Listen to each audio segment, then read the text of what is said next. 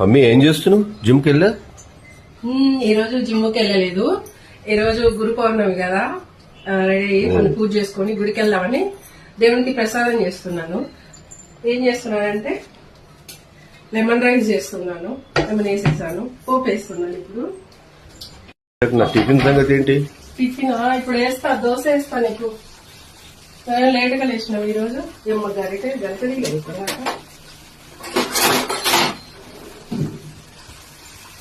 చూపి పోపు.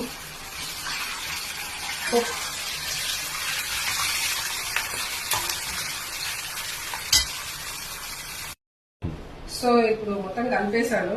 ఎలా ఉందో చూడు, బాగుంది కదా. ఇప్పుడు ఈ ప్రసాదం గుడికి తీసుకొని వెళ్తాను. ఇంట్లో పూజ చేయలేదు, పూజ చేయాలి.